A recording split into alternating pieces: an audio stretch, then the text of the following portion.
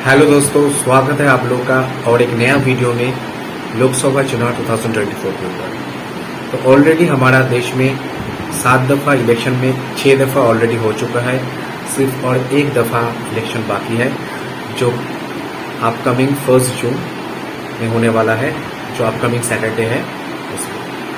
तो आज इस वीडियो में हम लोग दिखाएंगे कि 6 दफ़ा इलेक्शन हो जाने के बाद महाराष्ट्र की जो 48 सीट्स हैं, इस 48 सीट किसको ज़्यादा सीट मिलने वाला है। एक साइड में है कांग्रेस का महागठबंधन इंडिया जोट, जिसमें शामिल है मुख्यमंत्री एकनाथ शिंदे, उद्धव ठाकरे और लेट श्री बाल ठाकरे का पार्टी शिवसेना,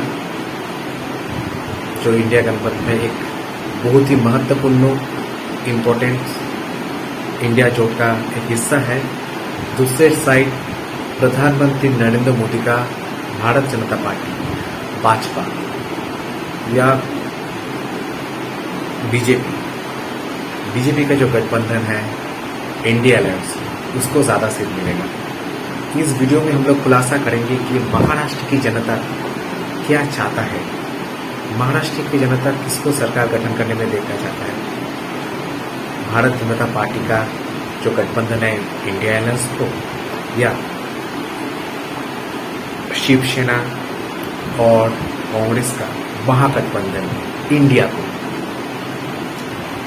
किसको सरकार गठन करने में देखना चाहते हैं और महाराष्ट्र की जनता क्या चाहता है। क्या प्रधानमंत्री नरेंद्र मोदी तीसरी बार के लिए प्रधानमंत्री बने या महाराष्ट्र के लिए जनता चाहता है कि जो लेट राजीव गांधी, जो हमारा एक्स प्राइम मिनिस्टर था, उसका बेटा राहुल गांधी पहले बार के लिए देश के प्रधानमंत्री बने। क्या है महाराष्ट्र की जनता की राय, महाराष्ट्र की जनता क्या चाहता है, क्या हवा महाराष्ट्र की जनता की दिल क्या बोलता है, मन की बात महाराष्ट्र की जनता क्या है। आइए सुनते हैं महाराष्ट्र की जनता की मन की बात। क्या महाराष्ट्र की जनता चाहता है कि भारत जनता पार्टी फिर पावर में आए और सरकार गठन करे, या पहली बार गांधी परिवार के और एक सदस्य, इंदिरा गांधी, राजीव गांधी के बाद और एक सदस्य राहुल गांधी, जो अभी कांग्रेस का चीफ है, राजीव गांधी, लेट राजीव गांधी और सोनिया गांधी के सुपुत्र राहुल गांधी फिर पहली बार प्रधानमंत्री बने। क्या दिल में है महाराष्ट्र की जनता, महाराष्ट्र की जनता क्या चाहता है, क्योंकि देश की सरकार गठन करता है जनता से, नेता से नहीं, जनता ही मेन है। तो महाराष्ट्र की जनता क्या चाहता है, 6 दफा लोकसभा इलेक्शन हो जाने के बाद महाराष्ट्र की जनता किसको अपनी प्रधानमंत्री चाहते हैं, प्रधानमंत्री के साथ साथ क्या चाहता है महाराष्ट्र की जनता की कौन सरकार गठन करे। इस वीडियो में खुलासा पर इन डेप्थ एनालिसिस होगा महाराष्ट्र की जनता की राय। क्या महाराष्ट्र की जनता चाहता है कि शिवसेना, महाराष्ट्र की जो रूलिंग पार्टी है, जहां पर एकनाथ शिंदे है, श्री बाल ठाकरे जी है, द ग्रेट बाल Thackeray, the tiger of Maratha, Uddhav Thackeray, Aditya Thackeray के शिवसेना की सपोर्ट से इंडिया गठबंधन, महागठबंधन सरकार में आए। चलिए देखते हैं क्या है महाराष्ट्र की जनता का इस वीडियो में। तो शुरू करते हैं महाराष्ट्र का 48 लोकसभा सीटों में महाराष्ट्र जनता की राय। तो पहली है नंदुरबार में जो एक लोकसभा सीट है वो शिवसेना कांग्रेस का महागठबंधन इंडिया जोट के खाते में जाएगा। नंदुरबार के बाद जो अगली लोकसभा केंद्र है महाराष्ट्र का वो है धुले में एक लोकसभा सीट है, वो लोकसभा सीट भी शिवसेना और कांग्रेस का महागठबंधन इंडिया जोट के खाते में जाएगा। धुले के बाद अगली जो महाराष्ट्र का लोकसभा केंद्र है वो है जलगांव में एक लोकसभा सीट है और ये लोकसभा सीट भारत जनता पार्टी का गठबंधन इंडिया अलायंस के खाते में जाएगा। जलगांव से कोई सीट इंडिया गठबंधन के खाते में नहीं आएगा। जलगांव के बाद है राबेर में एक लोकसभा सीट है, वो एक लोकसभा सीट शिवसेना कांग्रेस का महागठबंधन इंडिया जोट के खाते में जाएगा।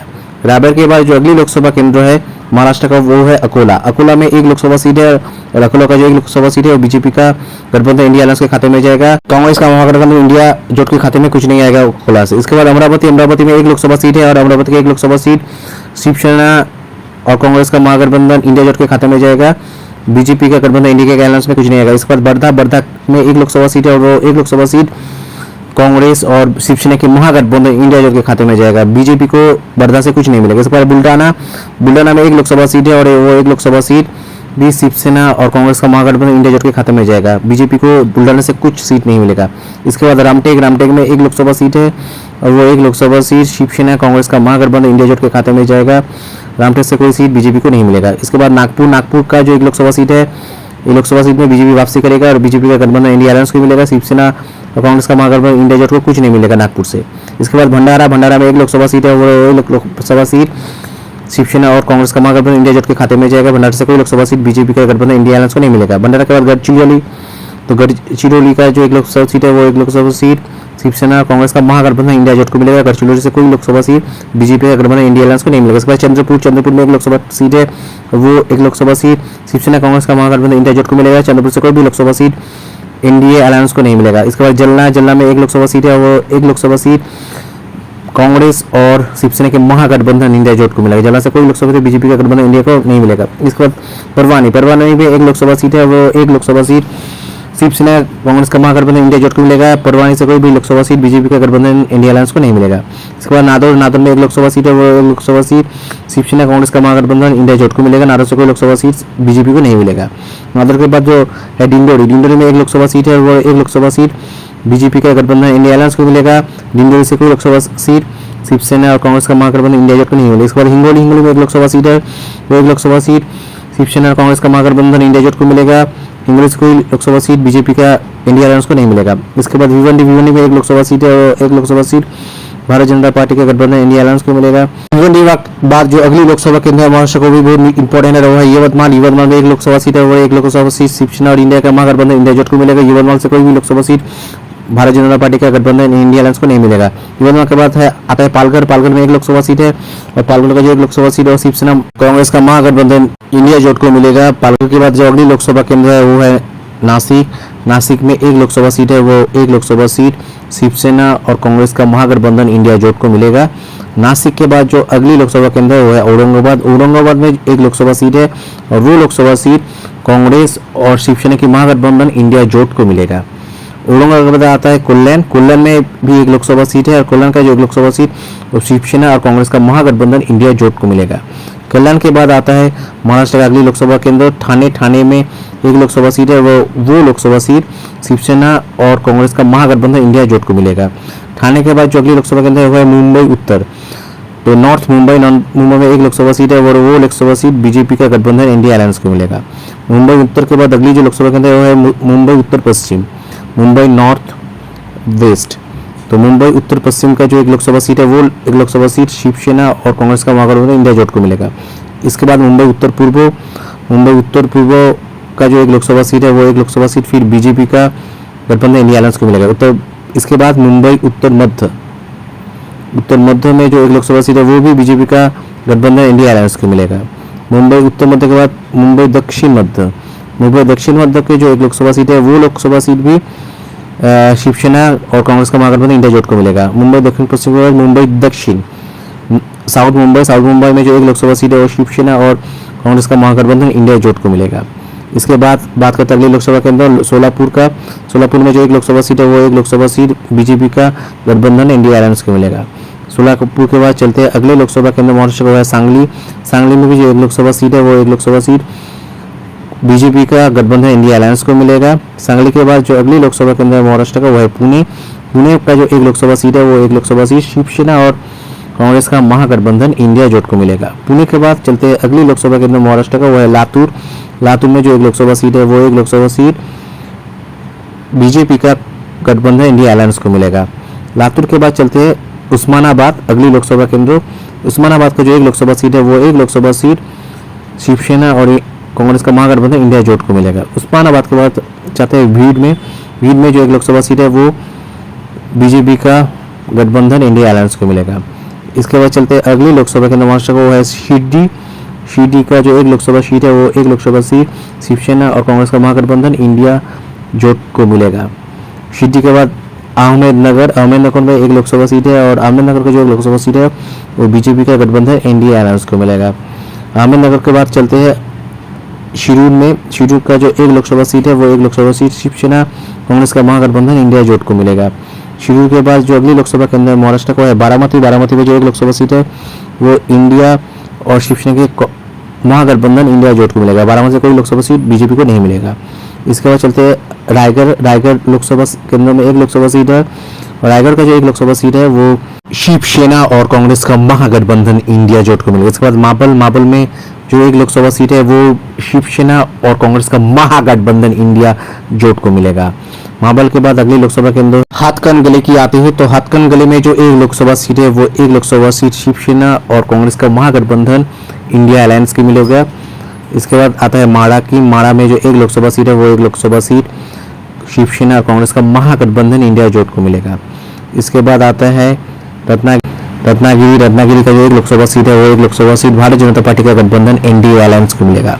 रत्नागिरी के बाद जो अगली लोकसभा केंद्र है महाराष्ट्र का वो है सतारा। सतारा में एक लोकसभा सीट है और वो एक लोकसभा सीट कांग्रेस और शिवसेना की महागठबंधन इंडिया जोट को मिलेगा। तो यहाँ पर आप देख पा रहे हैं कि टोटल महाराष्ट्र का आफ्टर 6th फेज 6 दफा इलेक्शन होने के बाद महाराष्ट्र की जनता की राय क्या है और महाराष्ट्र जनता चाहता है कि 2024 का लोकसभा चुनाव में शिवसेना और कांग्रेस का जो महागठबंधन वो इंडिया जोट सरकार गठन करे।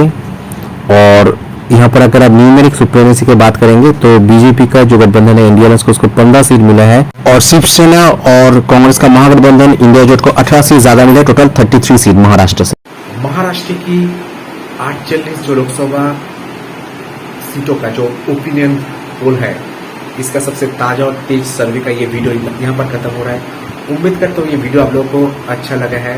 तो अगर ये वीडियो आप लोगों को अच्छा लगे तो जरूर इस वीडियो को लाइक करना, कमेंट करना, शेयर करना और अगर आप फर्स्ट टाइम कोलकाता का ब्लॉग्स इस चैनल पे आए हैं तो जरूर इस चैनल को सब्सक्राइब करना, क्योंकि ये चैनल देश की चैनल है, ये चैनल भारत का चैनल है, ये चैनल आप लोगों का चैनल है, हर एक भारतीय का चैनल है। ये हर एक भारतीय इस चैनल का हिस्सा है। तो आप इस चैनल में सब्सक्राइब अगर प्लीज करना मत भूलिएगा, क्योंकि भारत का चुनाव का 2024 के इस लोकसभा चुनाव का सबसे ताजा और तेज खबरें आपके पास पहुंच जाएगा। अपनी निर्भीक मतदान के साथ इस चैनल को सब्सक्राइब करना मत भूलिएगा, क्योंकि ये चैनल देश की चैनल है और देश की चुनाव में अगर आप हिस्सा लेना चाहते हैं, देश की चुनाव का अगर लेटेस्ट और अपडेटेड सर्वे आपको जानना है तो इस चैनल को सब्सक्राइब कर दीजिए, मत भूलिए इस चैनल को सब्सक्राइब करना। ये चैनल आपका चैनल है, सिर्फ आपका चैनल है, हर एक भारतीय का चैनल है। इस चैनल की हर एक वीडियो में घुसते हैं देश की नारा, देश की महत्व की नारा। लोकसभा चुनाव 2024 का ये वीडियो जो है हर एक वीडियो कोलकाता का ब्लॉग्स आपके पास पहुंच देगा, सबसे लेटेस्ट, सबसे ताजा, सबसे अपडेटेड कर देगा। तो चलिए मिलते हैं, जल्दी मिलेंगे और एक नया वीडियो में देश की चुनाव की 2024, क्योंकि हमारा ये देश की चुनाव की पर्व हमारे देश की गर्व है, हमारी एक एक भारतीय का गर्व है। आइए एक सरकार गठन करें एक साथ, जो ना कभी झुकेगा ना कभी रुकेगा। अमेरिका चीन को घुटने में ठेक देगा। ये भारत इतना पावरफुल होगा कि कोई भी देश हमारे तरफ आंख उठाकर भी नहीं देखेंगे, घुटने में रख देंगे अमेरिका चीन को। पूरा दुनिया में भारत का नारा लगेगा, एक नंबर है इंडिया, नंबर 1 है इंडिया, नंबर 1 हो गए रहेगा इंडिया और नहीं झुकेगा कभी इंडिया। अभी से जितना दिन तक ये दुनिया रहेगा तब तक इंडिया, भारत एक नंबर रहेगा, नंबर 1।